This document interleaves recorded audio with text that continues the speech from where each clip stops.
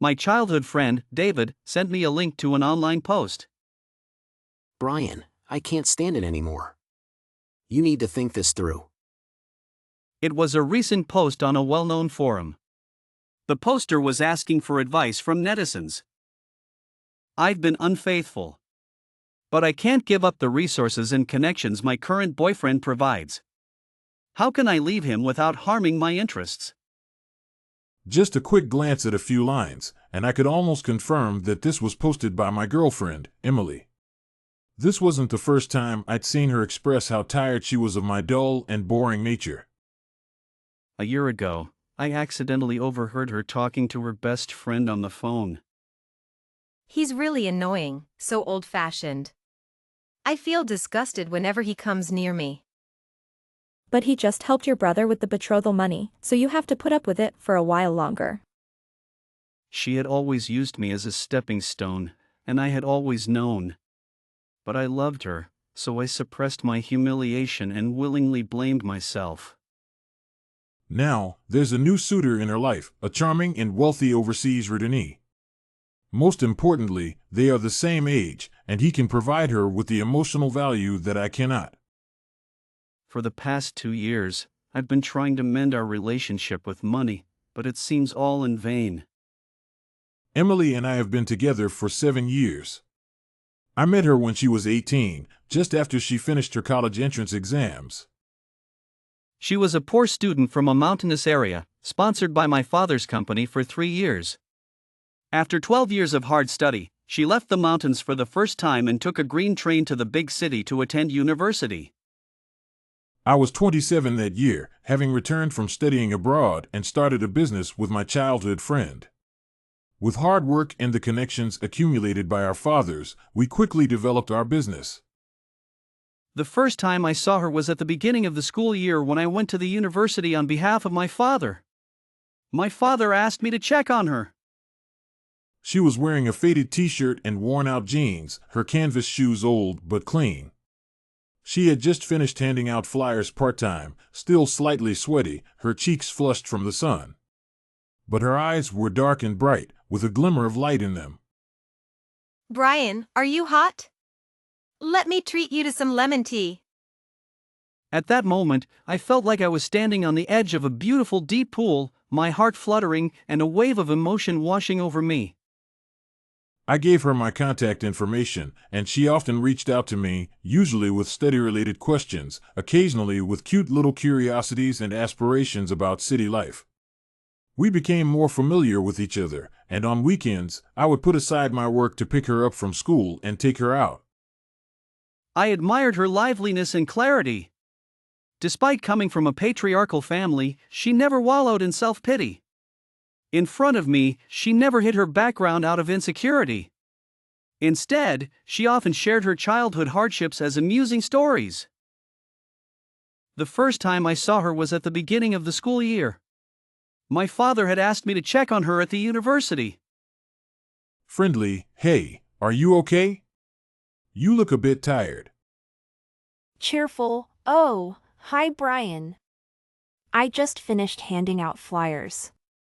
It's a bit hot, isn't it? How about some lemon tea? She smiled sweetly, her dimples shallow, like peach blossoms blooming in the spring breeze. I felt a wave of emotion wash over me. Excited, sure, that sounds great. We exchanged contact information, and she often reached out to me with study-related questions and cute little curiosities about city life. We became more familiar, and on weekends, I would pick her up from school and take her out. Cheerful, let's go shopping this weekend. I want to buy you some new clothes. Excited, really? Thank you, Brian. You're the best.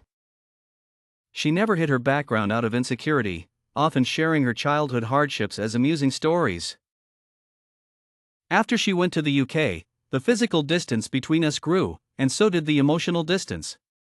I took time off and flew for over 10 hours to visit her in the UK. Serious, Emily, I'm here in the UK. Can we meet? Unfriendly, you should have informed me in advance. I can't meet you now, sorry. We drifted apart. I knew she was young and playful, tired of the mundane life with me, silently retreating.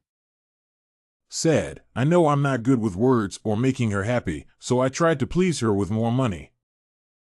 I bought her houses and cars, gave her luxury bags and jewelry for various holidays and anniversaries, and even paid for her brother's wedding. I loved seeing her jump into my arms sweetly after receiving her favorite gifts, saying, "Thank you, husband."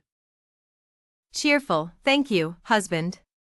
This is exactly what I wanted." Until I saw her say she was only staying with me for the money, enduring her disgust. Terrified, how could my heart not ache?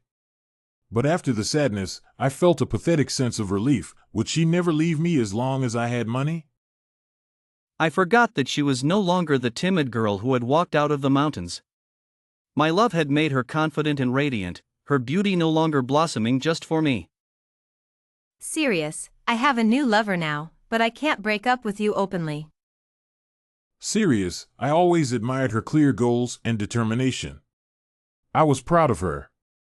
She was the girl I had pampered bit by bit. I knew she didn't love my rigid and old-fashioned type. I was just a stepping stone for her in this city. But if she was willing, I would gladly be her eternal stepping stone. Hopeful, if she's happy, I can overlook everything. I did my best to mend our relationship, deceiving myself, but it remained full of holes, leaking everywhere. Now, I finally saw through it. She might have once loved and admired me, but now there was only calculation and disdain. Serious, when a relationship reaches the point where intimacy is endured with disgust, why should I continue to humiliate myself? I don't think any man would stoop to checking his girlfriend's phone, especially when I always thought I was the one in control of this relationship.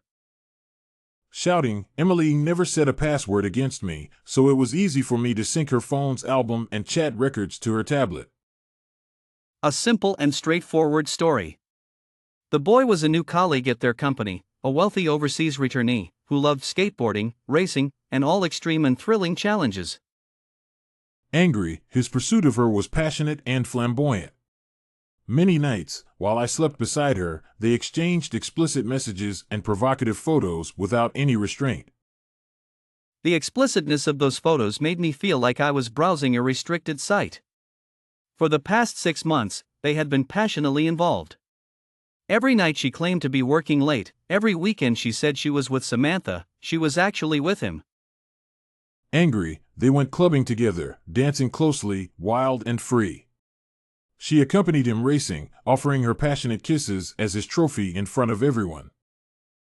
For his birthday, she gave him a motorcycle worth tens of thousands, using my secondary card. Shouting, I watched the videos on my phone numbly. The girl I had always respected and gently cared for preferred to be treated roughly to the point of suffocation. Looking at myself in the mirror, I had maintained my figure through swimming and running despite not being as busy with work in recent years. I still looked like a promising young man. Sad, so why did being close to her make her feel disgusted? Maybe I was too rigid and old-fashioned, unable to provide the freshness and excitement my girl craved. No man could remain indifferent in the face of such a brutal reality. But with my upbringing and manners, even with such betrayal, I couldn't bring myself to shame the girl I once loved. Serious, accompanying a girl through her growth without expecting anything in return was always a gamble.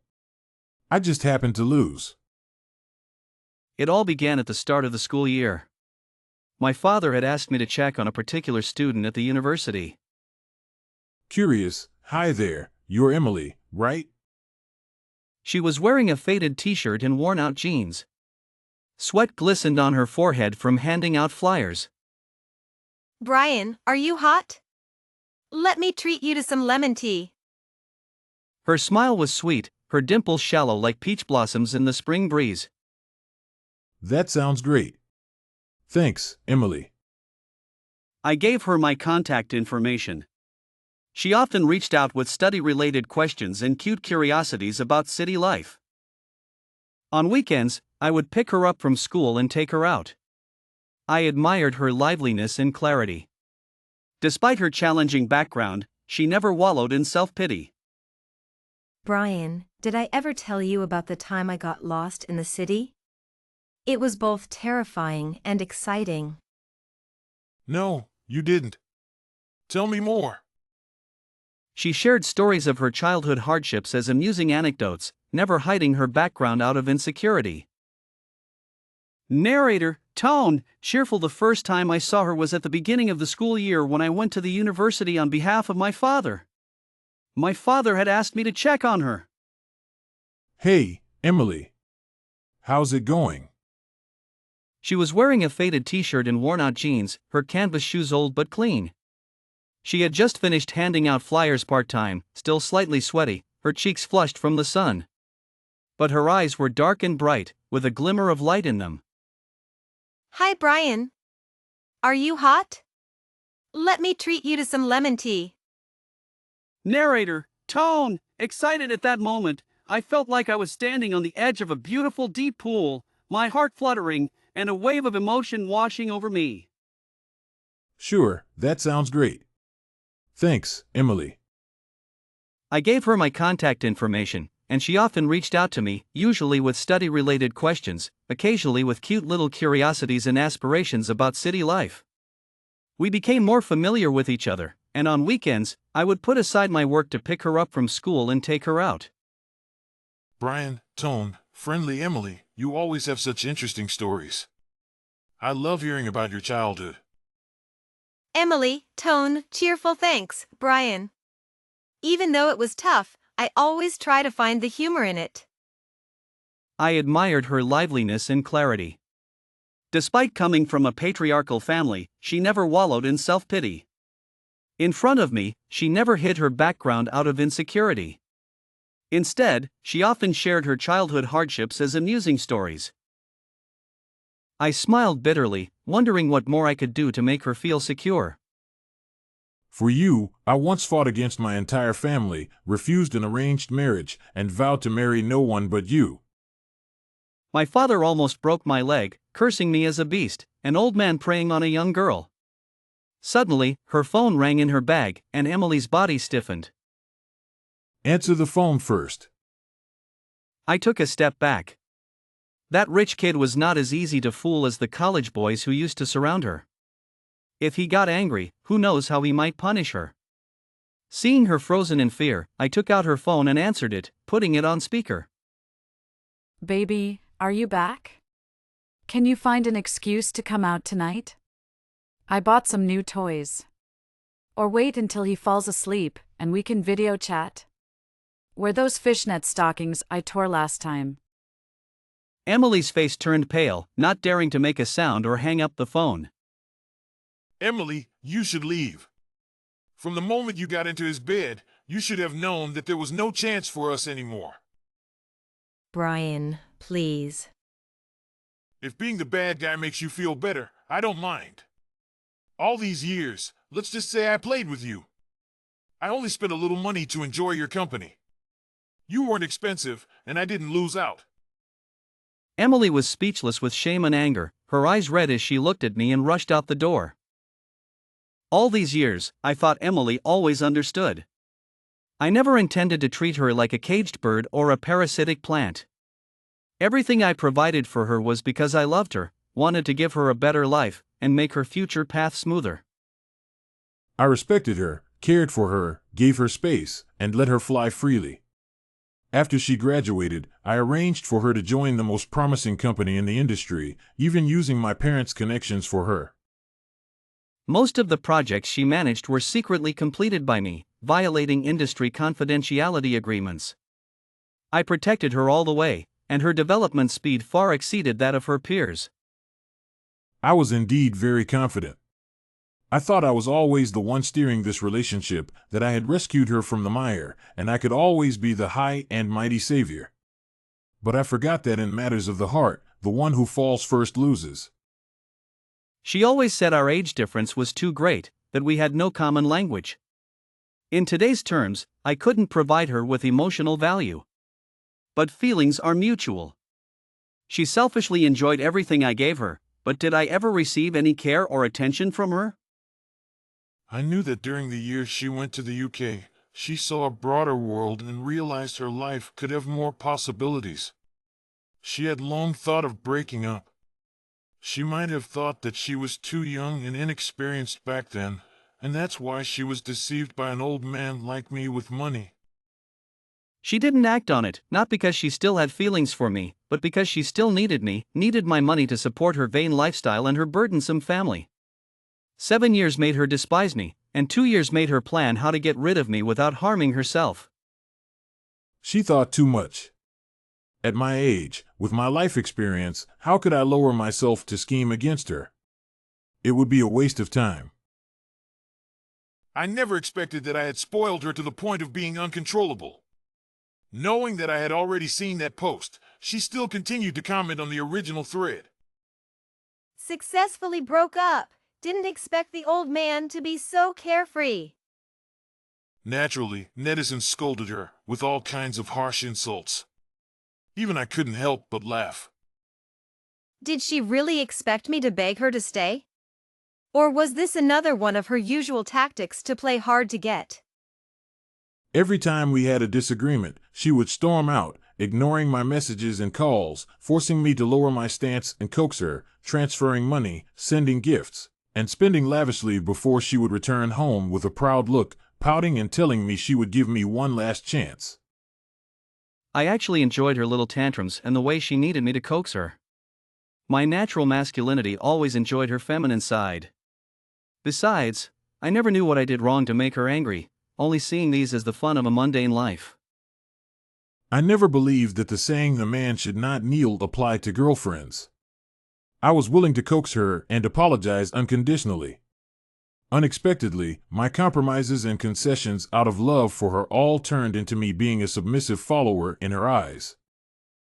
But what could I do? Emily might think that having 2 rich second-generation suitors fall for her meant she had already climbed up the social ladder, but she was still far from the level I could take her to. The reason I could break up so easily was simply because losing her, for a 35-year-old man in his prime, was harmless. She traded her youth and body for money and comfort, but now she felt it wasn't worth it and wanted the freshness of someone her age. Why didn't she think of that when she chose this path? All these years, I fully understood her ambitions, her desires, her vanity. Without me, she would be just one of the countless people who came out of the mountains. Yet, I once loved her innocence and liveliness. Loved her coquettishness and willfulness that my peers would find pretentious. Now, she deceived and betrayed me, leaving no sincerity. So I would play the final act of deep affection and then part ways with her. She might feel guilty or ashamed. Whether she did or not didn't matter anymore. I was already standing on the moral high ground. I could find someone younger and more lively who could be coquettish and caring. Or I could choose a peer who was a good wife and mother.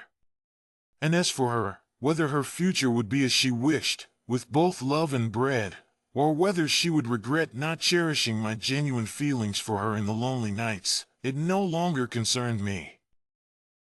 Because I truly believed that those who betray true feelings deserve to swallow 1,000 needles.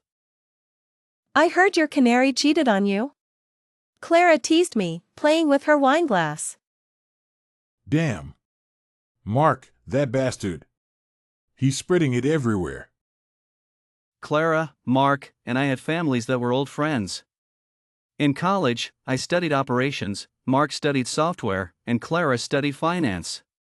After graduation, we started a business together, struggling for over a decade, and now we had more than just a little success.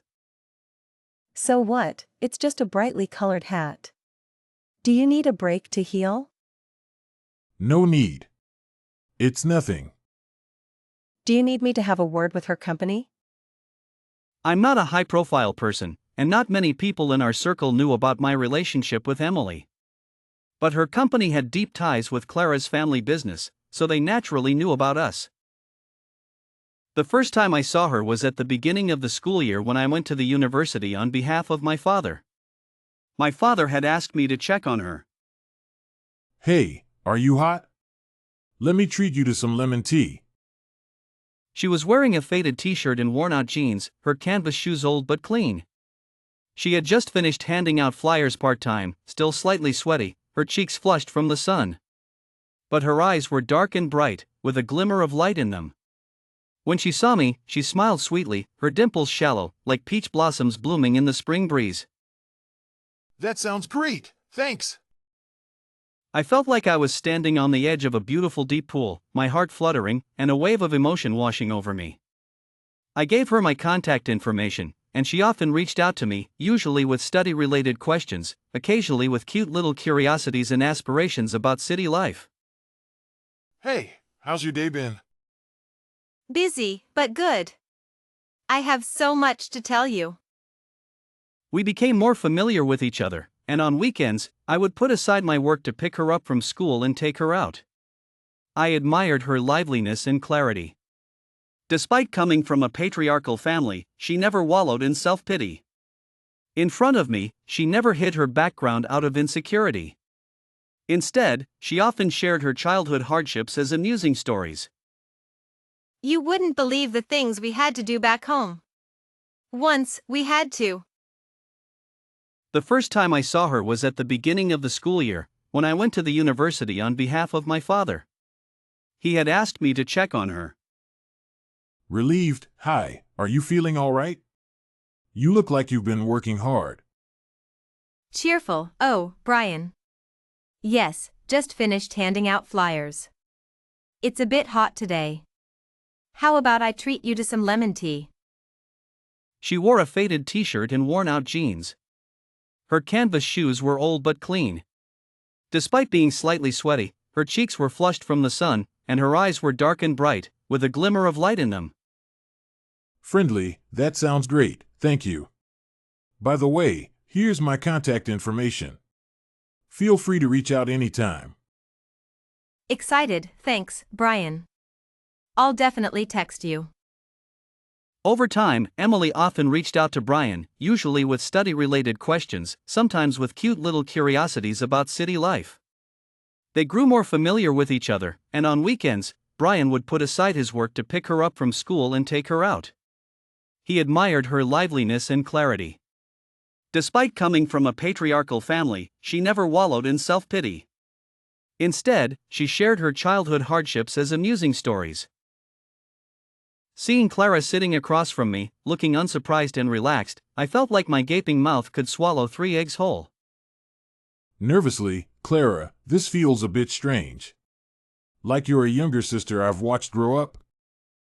Unfriendly, you didn't feel guilty dating a girl 9 years younger than you, but I'm only 2 months younger.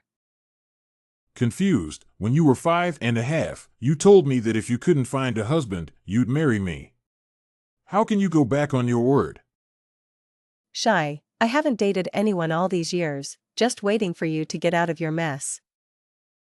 Awkwardly, do you like me? Straightforward, sort of. You're the only person who hangs around me all the time without annoying me. Anyway, it's not like I won't get married, and marrying you would be the easiest. I was left speechless by her words. Did I not deserve true love? Shy, I used to think you liked me. All my limited edition Barbie dolls were bought with your saved allowance. In high school, we weren't in the same school, and I was rebellious and refused to let the driver pick me up. You skipped evening classes every night to pick me up from my school. Feeling guilty, maybe we're too familiar, and I didn't realize what I felt for you. Nonchalant, it doesn't matter, just go with the flow. Cheerful, if it works out, it would be convenient. If it were any other woman, as long as I found her somewhat pleasing, I could immediately marry her. But not Clara. I had to sort out my feelings because I couldn't bear to lose her, whether as a friend or a lover. I wanted our relationship to be the most stable. At a social gathering within our circle, I wasn't too surprised to run into Emily's wealthy young boyfriend. Cheerful, hey, fancy seeing you here. Cheerful, sorry, man. I knew Emily had a boyfriend, but I didn't know he was in our circle, let alone someone I knew. Later, I found out that his father's company was one of our downstream suppliers, and I had met his father often enough to call him a friend. Indifferently, it's okay. It's not your fault. If it wasn't you, we would have broken up sooner or later. Troubled, I've broken up with her too. She's too clingy, can't shake her off. How naive is she to think that families like ours would marry someone like her? It's just casual fun before marriage, right, man? Serious, I didn't answer and excused myself, saying I had something to do. What could I say? That I had once truly loved her with all my heart and wanted to marry her? Emily reached out to me once more after that. Without my protection, she encountered some obstacles at work and pleaded softly for my help. For her, the most I could do was not kick her when she was down. As for my connections and resources, they had nothing to do with her. So I refused her. Serious, I'm sorry, Emily, but I can't help you with this. I don't hold grudges, but that doesn't mean Clara wouldn't stand up for me, or that the wealthy young man, annoyed by her clinginess, wouldn't retaliate. The circle was small, and her personal abilities weren't exceptional enough for anyone to want to protect her. Soon, she couldn't find a foothold in the industry. I thought that without a job, Emily would move to another city to continue her struggle. But I didn't expect her parasitic parents and brother to have long forced her to transfer the house I gave her to her brother's name. Without a job or income, she had no place to stay in the city. Over the years, although I covered all her expenses, her income was entirely used to support her bottomless pit of a family. Her original family was the last straw that broke her. I never saw her again, only occasionally hearing from people in the circle that they ran into her in seedy places. She was almost unrecognizable. Everyone felt sorry for her, but I wasn't surprised. Her nature was to take shortcuts, otherwise, she wouldn't have approached me in the first place. Later, during graduation season, I returned to my alma mater for recruitment. After the presentation, a senior girl came to ask me many questions, her eyes filled with the same fervor and admiration as Emily's from over a decade ago. I was momentarily stunned. At that moment, I naturally recalled the past. Once, I could see all the sincerity in her eyes, but she had long forgotten our journey together. Regret? It's hard to say there was none. No matter how much I tried to protect myself, I had once truly loved and hoped deeply. Looking at the familiar gaze before me, it felt like seeing my youth, which had been loved, tolerated, and trampled on for nearly 10 years. Time flew by. Gone without a trace.